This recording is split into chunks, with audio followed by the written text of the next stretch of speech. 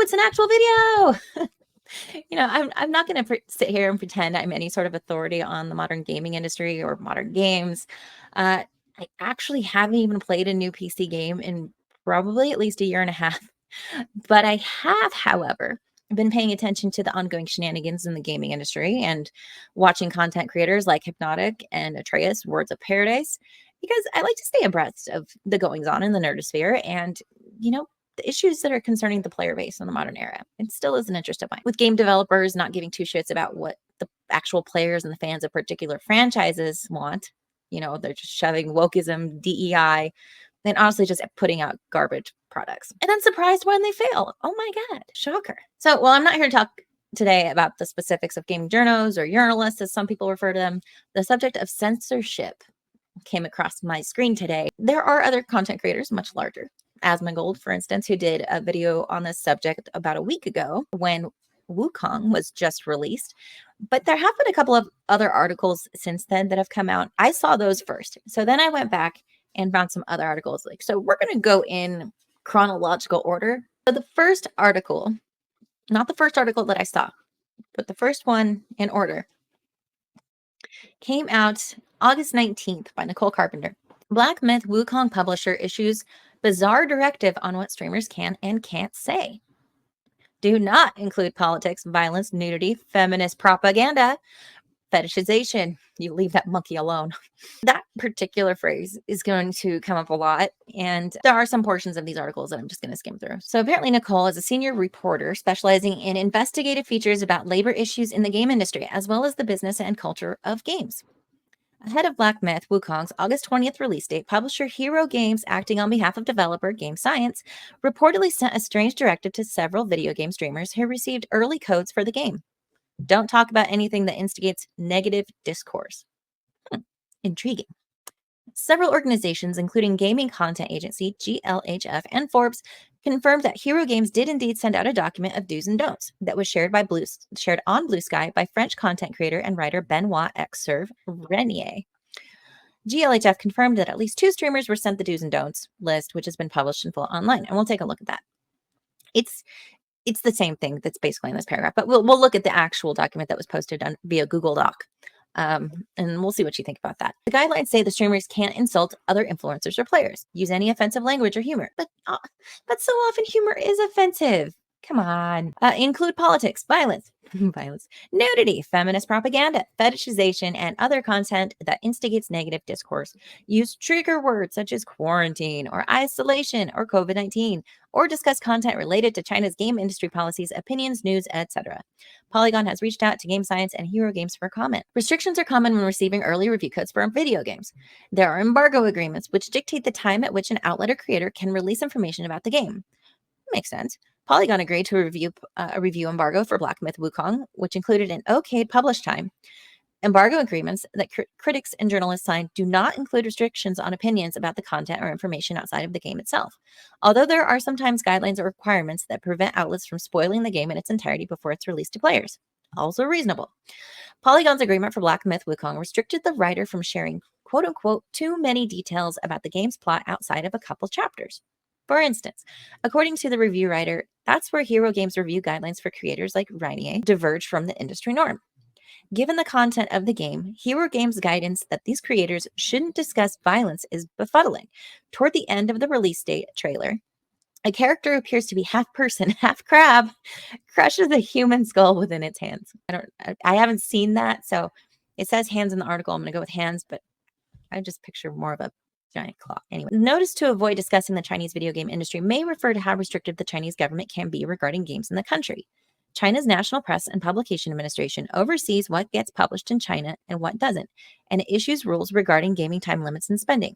According to the New York Times, the agency seemingly backpedaled from a highly restrictive plan that would have further limited video game spending because the proposal tanked video gaming companies' stocks and raised doubts about the government's commitment to reviving China's slowing economy. Interesting. The restriction of feminist propaganda may be related to an IGN report from 2023 in which the outlet investigated alleged sexism at Game Science and within the Chinese gaming community. For the story, IGN spoke to several women familiar with gaming culture as well as the games and technology industry in China who reported misogynistic remarks from developers at Game Science, including co-founder Feng Ji. Game Science hasn't publicly responded to the claims in writing or to journalists at preview events. I kind of pause on that because we here in the States, from far left, they always end up being super far left, uh, feminist types, referring to anything that does not validate their equality to men or whatever is worthy of major complaints and lawsuits and trying to ruin other people, cancel people, which I'm not a fan of. So I take that portion with a grain of salt. Do I think that there is a predominantly male presence in gaming? Yes. There always has been, there always will be. Women are the minority, and that's okay. It doesn't have to be flooded with feminism just because there's more gaming girls than there was in the past. I mean, it's just ridiculous to presume that, oh, well, the girls are here now, so cater to us. No, the girls joined the gaming space because they liked the way the games work. I hung out with the nerds at the comic book store and growing up in school because I liked hanging with the guys that were funnier. They had more fun. They had more imagination, kind of like when Californians move to red states and they bring the culture with them. It's defeating the purpose. That culture of said state lured you in because it wasn't what you had. So don't come into another person's space and wreck it all up. Anyway, that's a tangent and a half. I'm sorry. Outside of the strange restrictions around coverage, Black Myth Wukong has been reviewing quite well. Polygon called the game both confounding and spectacular to behold. The early score was prior to the release was 81, which was considered generally favorable. I would say so. We have the details on how well it's actually performing in the first 24, 48 hours. So this is the do's and don'ts list. I imagine it being in a Google Doc and it's just kind of like little choppy and it's got spelling errors. I don't think this is the actual document. It says official email, official links. Maybe it was, but this doesn't look all that official to me. Marketing team, Hero Games. Notice by using the Game King created content, you acknowledge that you have been informed of the following content and your statements are not related to the marketing team. Okay, fine. Do's and don'ts. Do's, enjoy the game. Cool. Next, all the don'ts. The don't insult, no offensive language, also don'ts is spelled wrong. Do not include politics, violence, nudity, feminist propaganda, fetishization, and other content that instigates negative discourse. Do not use trigger words surrounding the pandemic or anything related to China's game industry policies, opinions, etc., news, etc. I'm curious, though, what sort of agreement these streamers who did have access to the game key or the pass key for the game ahead of time, what was the scope of the restrictions? How long are they not able to? As long as they're somewhat of, I guess, working as somewhat of a partner with them to have access to early content. So they're working with them in some capacity. So are they forever restricted as long as they're streaming Wukong to not talk about any of these things? Or was it just for like a limited time pre-release and then this do's and don'ts list just drops off? Also, this is so casual to me, I mean, unless this was a snippet from a stricter type of contract, but I don't think like that other article mentioned in embargoes, like you don't spoil the game, you don't release XYZ, fine. But what are the restrictions on these content creators, these streamers that sign up for this? Like, what else do they sign up for? And what are the consequences? You're just no longer a partner. You're not eligible going forward. Your streams get taken down. Like, what are the consequences? I'd like that there's guidelines, sure. But what if you accidentally slip and like talk smack about the Chinese government? Oopsie, and some other people have criticized it in the next article from Wired. Actually, let me bring that one up here. There's a whole Streisand effect. Wukong devs told streamers to avoid politics in their playthroughs. It backfired. It's like, you're not going to tell me what to do. I'm going to go harder.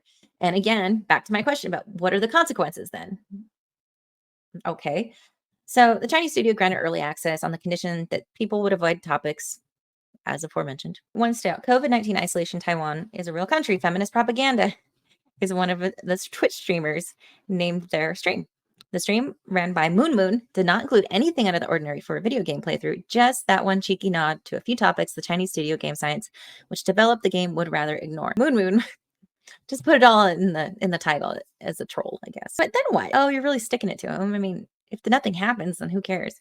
I guess it's just the point of it, right? You can't tell me what to do. I also take articles like this with a grain of salt because it does come from a place, a left-leaning perspective. Part of me thinks, okay, there's two ways to look at it. Is it a directive from the Chinese government that's restrictive and trying to control media, gameplay, controlling speech from the top? Or is it a private company going, hey, we really like you if you didn't like talk about these things because they're kind of taboo subjects in our country and we really just want to get a jump on it, get ahead of it. We don't want any problems. There's another article that basically gives that kind of a perspective that it's most likely that, and it seems the most reasonable. But this article, it's coming from the place, well, oh, I can't talk about trans people. I'm going to talk about trans people. You're violating my free speech, which is ironic because the trans community tends to be the ones that try to shut people's speech down. Well, being that you can't talk badly about trans people, you have to be nothing but saying how glorious they are, promote them and lift them up, and they're so beautiful and brave. It's like, okay, okay. They go on to say, on platforms like Twitch and YouTube, streamers are flipping a metaphorical middle finger to a handful of restrictions aforementioned that were invited to review the game, which takes place in Ming era China and is based on Chinese mythology. Just days after its launch, it's already a massively successful game that's drawn in more than 2.2 million concurrent players. And according to market research firm Nico Partners, Black Myth Wukong's success signals that Chinese studios are ready to compete directly with established Western and Japanese developers in the premium AAA space. Shortly before the launch, some streamers were given early codes, along with a few caveats. They were instructed to not include all the things we've already said. Streamers were asked to also not discuss anything about industry policies, opinions, or news. Yes. They were not cited as a condition to everyone, which is interesting. Why was it only specific streamers? Maybe they tend to bring it up a lot and they're like, hey guys, let's not do that this time around. Maybe. Outlets like Polygon and Kotaku were given standard review embargoes without strict rules on what content they could not talk about, aside from spoilers. While some streamers do often receive requests to avoid topics like politics, those asks are typically tied to sponsorships or paid contracts. Yet those restrictions, which appear to have come from the game's publisher, Hero Games, are now backfiring, as even players who were not given any notes thumb their noses at guidelines when they find ridiculous. Sure. Ruri Zhang, a writer and researcher, streamed herself playing the game while discussing Journey to the West, the novel Black Myth is adapted from, as well as feminism in China and the country's one-child policy. Zhang has previously written about Chinese censorship for Wired. What bothered me, she says, was that a lot of the streams pushing back against the game's guidelines were very low effort and played into stereotypical, surface level impressions of Chinese politics and society. Misogyny in development, game spaces, and elsewhere are not a uniquely Chinese problem. It's not the only place where feminists are framed as man-haters, as the devs have said. An IGN report published last year uncovered a history of sexist and inappropriate comments made by game sciences employees and stakeholders. The co-founder has spoken about how games made for women and men are completely different due to their biological differences. I would generally agree. There is a science to it. We're attracted to different things. Our dopamine hits are maybe for different reasons. Shocker. Men and women are different. Other examples include a technical artist discussing the possibility of self-pleasuring to the game's female snake spirit. Zhang, who was quoted in the IGN piece, told the publication that feminist organization in China was very uphill with crackdowns after labor organizing efforts. There's been crackdowns over discussing marital problems. There's been definitely crackdowns after people have accused prominent Chinese men of harassment, assault, or sexual misconduct, and the deck has been generally very stacked against them. To be clear, Chinese games are not barred from feminism and have had a lot of discretion over which smaller scale social issues to talk about, Zhang tells Wired. That game science put those guidelines out were in part of the preferences of the company and not the government. Another streamer, linked to the Pabst, whose playthrough was titled Black Myth Wukong Waiting Room for All Feminists, Pro-Vaccine, Pro-Trans Rights, Woke, tells Wired that the guidelines were bogus.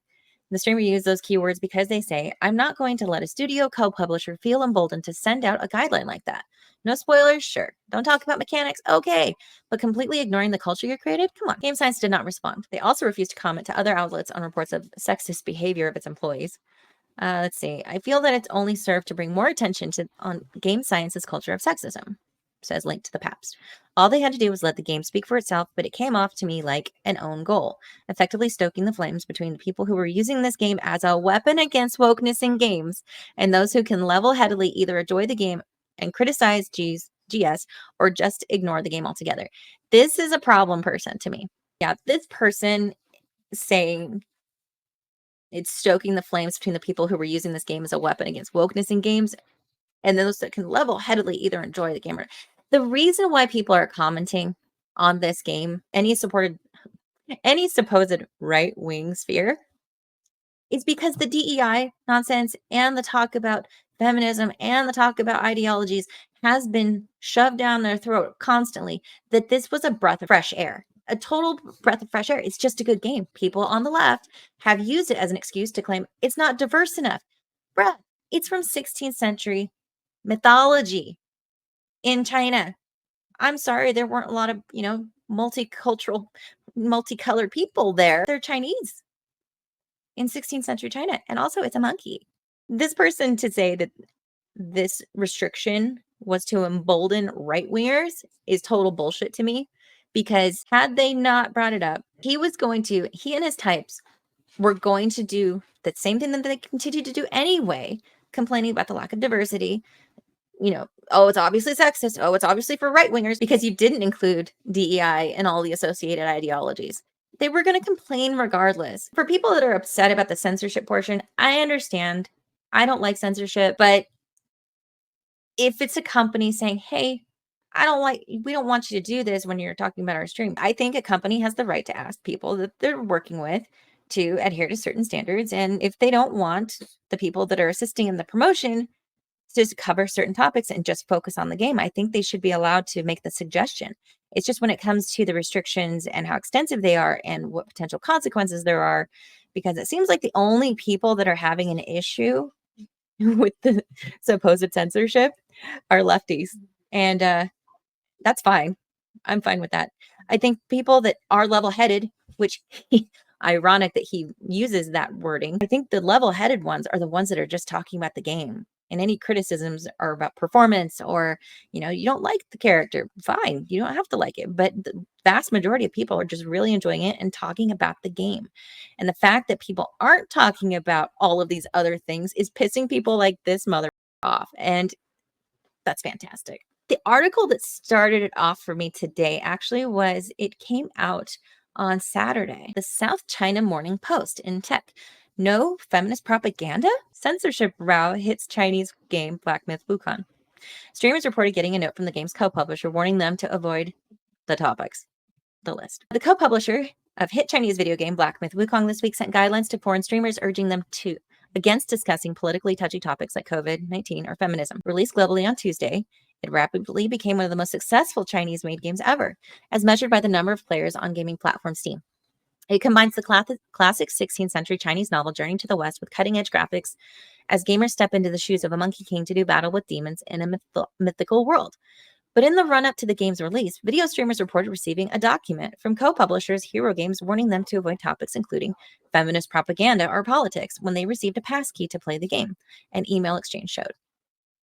Gamers were also warned against any reference to the pandemic and policies and news, etc. Benoit Ranier, a French video game content creator, confirmed on Wednesday that he had received the guidelines and shared his email exchange with the firm's representative. In a YouTube video, completely in French, he said he would not stream the game on his channel in response to the guidelines he described as censorship. I have never seen something so shameful. It is very clearly a document which explains to us that we must censor ourselves and we must not talk about subjects considered negative, such as politics. Neither Hero Games nor the game's developer, Game Science, responded to requests for comment on the document. But Chinese gamers have rallied to the game's defense, with some painting any criticism of China's first AAA title, some of it focusing on the lack of diversity in the game, as evidence of foreign bias. Feminists have always tried to achieve their anti-China goals by smearing and suppressing traditional Chinese culture, but I believe they will definitely fail. I think this is referring to feminists within China, because I think just generally, I don't think feminists have an anti-China goal, but they do inject themselves into every conversation to make it about how much of a victim they are and how unfair everything is. Other Chinese social media users also targeted reviews by foreign media that awarded scores considered low. A review by Canada-based Screen Rant was ridiculed for marking the game down for lacking in inclusivity and diversity. One Weibo comment under a post about Screen Rant's score of 3 out of 5 asked, "How can it be lacking diversity when it has so many monsters?" Another post accused foreign gaming review platforms of joining the ranks of those smearing China. Saying that China has released a hugely successful game, they start relentlessly pushing ideologies like LGBTQ and feminism, the user added. The game remains one of the most played on Steam, with a peak of more than 2.2 million current players since its release on Tuesday. And again, this was published on Saturday, the 24th. And the final article, which was actually the second article that I had seen today on the subject was from BBC, Mr. Gavin Butler out of Singapore. Blockbuster Chinese video game tried to police players and divided the internet. You know, the fact that BBC and some of these publications are covering this, the more I think about it, the more it's like, yeah, it's because the lefties are mad. They're coping. They can't stand that this video game who does not insert all of the DEI, the wokeism, the, ideologies, the retardation that is today politics. We want to insert our politics into this game. Game developers like, no, we just want it to be about the game. You're discriminating. Like, how? How? But yeah, the fact that BBC is even writing about it, it makes me all the more go, no, it's not censorship. It's just the game developer just wanting to stick to the game, focus on the story, the characters, the interaction, the experience of the player, right? So, they can all stay mad. I was mad. So, an anthropomorphic monkey and a campaign against feminist propaganda set the video game community alight this week following the release of the most successful Chinese title of all time. Many players were furious after the company behind Black Myth Wukong sent them a list of topics to avoid while live streaming the game, including feminist propaganda, fetishization, don't you dare have dirty thoughts about Mr. Monkey King, and other content that instigates negative discourse. Still, within 24 hours of its release on Tuesday, it became the second most played game ever on streaming platform Steam, garnering more than 2.1 million concurrent players and selling more than 4.5 million copies. Great job. The game, based on the classic 16th century Chinese novel Journey to the West, is being seen as a rare example of popular media broadcasting Chinese stories on an international stage. And it tells you what the game's about. If you don't know, it's a single-player action game where players take on the role of the Destined One, an anthropomorphic monkey with supernatural powers. The Destined One is based on the character of Sun Wukong, or the Monkey King, as a key character in Journey to the West. That novel, considered one of the greats of Chinese literature, draws heavily from Chinese mythology as well as Confucianism, Taoist, and Buddhist folklore. It has inspired hundreds of international films, TV shows, and cartoons, including the popular Japanese anime series Dragon Ball Z and the 2008 Chinese American fantasy film The Forbidden Kingdom. And why is it such a huge hit? I would dare say they focused on creating a great game and not spending all their budget on consultants for DEI bullshit. Just saying. They first announced the teaser trailer in August of 2020. I didn't realize it was that long ago. It's their first AAA release out of China, a title typically given to big budget games from major companies. High-end graphics, sophisticated game design, and hot-blooded type hype, interesting, have all contributed to its success, as well as the size of China's gaming community, which is the largest in the world, understandably. It's not just a Chinese game targeting the Chinese market or the Chinese-speaking world. A professor at Australia's RMIT University, whose research specializes in the socio-political and economic impact of China's digital media, told BBC. Players all over the world are playing a game that has a Chinese cultural factor. Oh, I thought everyone was racist. Oh, excuse me. Wildly successful, true to the cultural experience. It's driving tourism like crazy because it features a lot of the temples and the shrines that you can actually visit in China. So they are seeing an uptick in tourism, and they're dubbing it Wukong travel. And you know what? I mean, I'm not a fan of the certain commie party, but I'm not gonna, shit on an entire country of people or a game just because I don't like their government. But it's actually, I think this is amazing. And if you don't want to go there, don't go there. People that do. I mean, do what you want. But it sparked controversy for the aforementioned list. While it was not clear what was precisely meant by feminist propaganda, a widely circulated report by video game publication IGN alleged that inappropriate behavior, sure, misogynist, whatever. Other topics designated as don'ts, they include it spelled wrong. So that was the actual thing. That was a copy pasta, really? The directive, which was sent out by co-publisher Hero Games, has stoked controversy outside China. Imagine that. Who is offended? Who is offended? It's the ones that are always offended. This isn't a true case of censorship. TLDR, not a true case of censorship. These are just whiny little babies crying and reeing on the internet because they were told, focus on the game that you're going to be playing. Has this affected the game's success? How about no? While the controversy has attracted a lot of attention in international media and online, it has not really dented or detracted from Black Myth's overwhelmingly positive reception. It's made $53 million in pre-sales alone and another 4.5 million copies sold within 24 hours of its release. Within the same time frame, again, it broke the record for the most played single-player title ever released on Steam. That's wild. So we have a Ms. Yu here that pointed out that apparent attempts to steer or censor what reviewers said were unlikely to have come from Chinese officials themselves. More likely, Ms. Yu suggested, is that the list of do's and don'ts came from a company that was trying to keep itself out of trouble. She says the company issues their notification. So if anybody from the central government comes to have a chat with the company can say, look, I already told them. I can't stop people from saying what they want to say. They have basically, to use the colloquial term, covered their own ass, she concluded. I view it as a politically correct gesture to the Chinese censors rather than a real directive coming from the top down. Case closed. No one was being censored. Only a small number were asked not to talk about things, probably because they were obnoxious talking about all the DEI woke nonsense. Anyway, oh well. Anyway, what do you think about this? Is this a true case of censorship, or is this just whiny lefty babies reading on the internet? Leave it in the comments. I'll catch you next time.